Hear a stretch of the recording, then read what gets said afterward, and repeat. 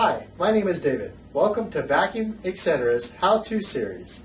Today we're going to be covering how to shampoo your couch. A very common question we get here at our service center, so we're going to show you how. To get started, you're going to need several items out of your attachment kit.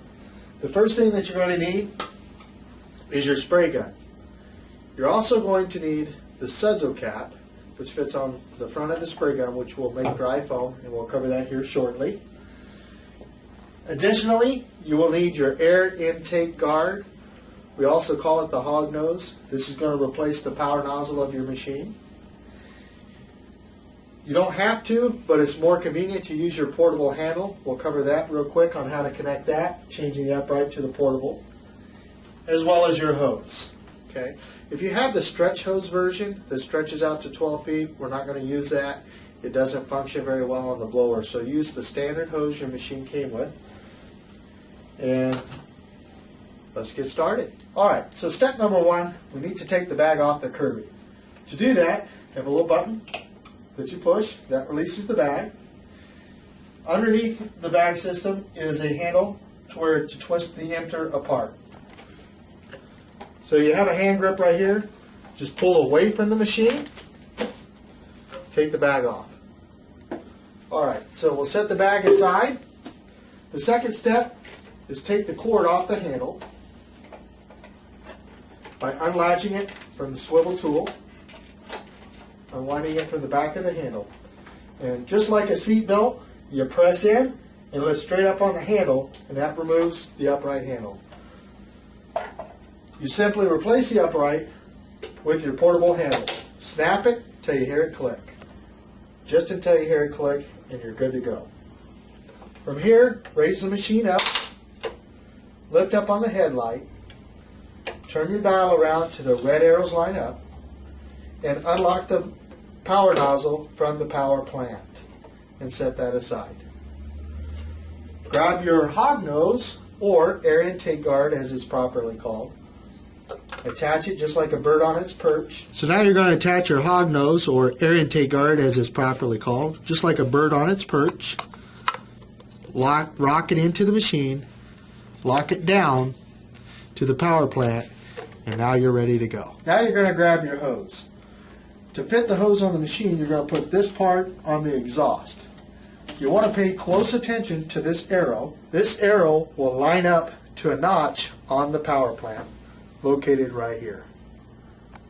So to connect it, line those two up, flush, twist it in the machine until you hear a snap. And that's where you need to be. Now we're ready to blow. Next, you're going to take the jar from your spray gun and add your water. You'll notice on the jar that there are two lines. The first line will say water, the second line to shampoo. As you may notice, I have it filled to this first line, to the water. Now we're going to add the shampoo. And you'll fill that to the second line. Just like that. Now that you have that filled, you'll add this spray nozzle back to the gun. Now you're ready to shampoo. The first step before you put your suds cap on is to spray a light mist of foam onto the fabric. A very light mist.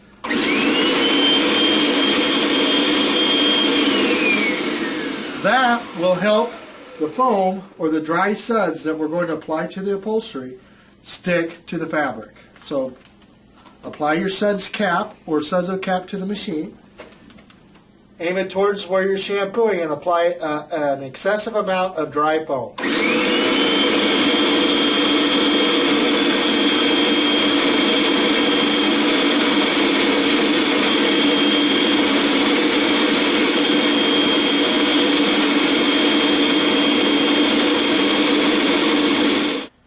Now what we're going to do is we're going to scrub the foam into the fabric using either a soft brush or a medium brush, just depending on the type of fabric that you're cleaning. So for this fabric, being loose fiber, we're going to use a soft bristle brush. And you just start working it into the fabric. You'll see the fabric start to turn white. So as you can see, the white here, that's what you're looking for. You got stains. Sometimes you want to go with this in multiple directions. One thing you may want to have is a bucket next to you that you can rinse your brush. If it gets too dirty, just give it a little tap in the bucket. That'll keep your brush clean.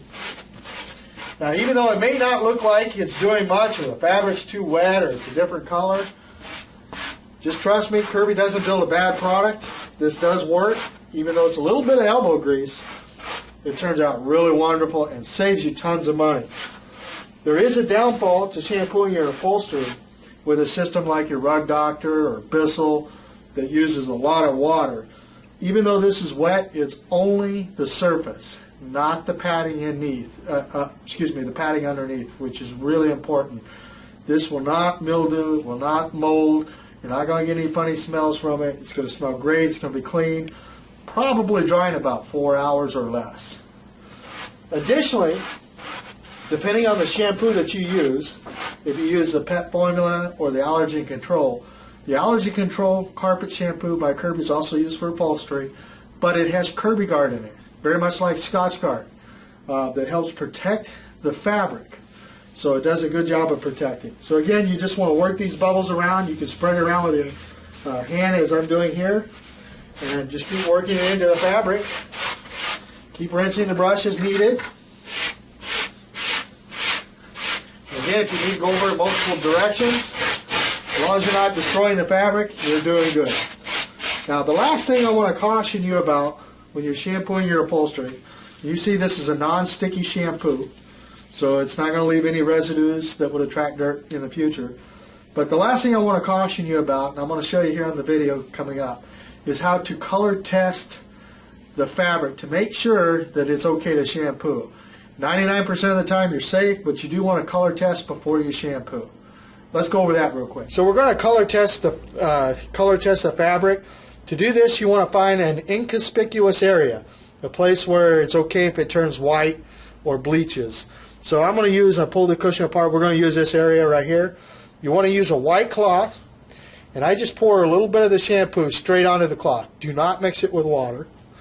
Rub it real hard along the fabric over the dark colored areas that you see.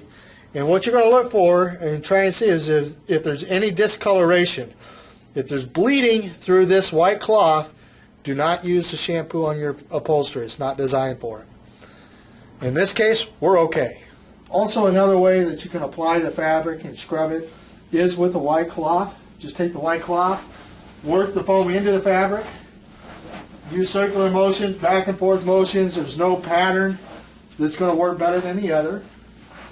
But you just work this foam all into it. This isn't something you would use if you had a very soft fabric or easy fabric to separate.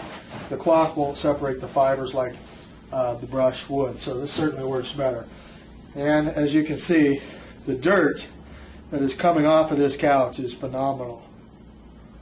Now, the last step to shampooing is vacuuming once the fabric is dry. There's two attachments that you can use to vacuum: your upholstery tool with the upholstery guard on it, or if you have the optional zip brush, this is really the best tool to do it.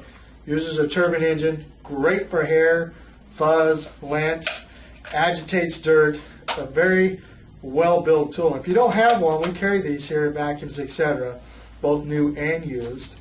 It's a great tool to have. So again, just simply convert your machine back into a canister vacuum. Remove the hose, remove the air intake guard, take your hose and apply this to the front of the machine. Again, just like the air intake guard, a bird on its perch, rock it in and lock it down. You don't have to put the upright handle back on it. You can just use the bag and the portable handle. Again, line up that arrow with that notch on the machine. Twist it till you hear it click. Fold the bag in half and snap it into the back of the handle. Now you have a portable canister, great for taking it out to the car. In this case, we're going to do the upholstery. Here we go. Alright, so we're going to use the upholstery tool without the intake guard or without the drapery guard.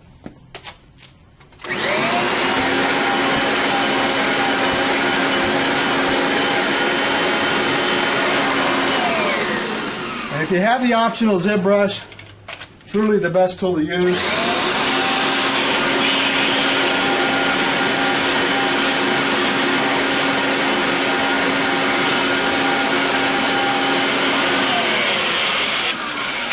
Now, just as a reminder, do that only when the fabric is dry.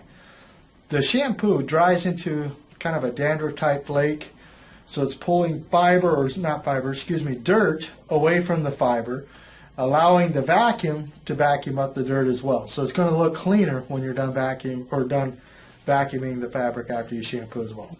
All right, and that concludes our tutorial today on how to shampoo your upholstery. Please visit us at www.myvacuumplace.com or Facebook at Facebook.com/vacuums, etc. And you may call us at 253-474-9468 for any questions that you may have. Also, please note, we will be having another tutorial on how to shampoo your upholstery using cleaners without having to use your Kirby.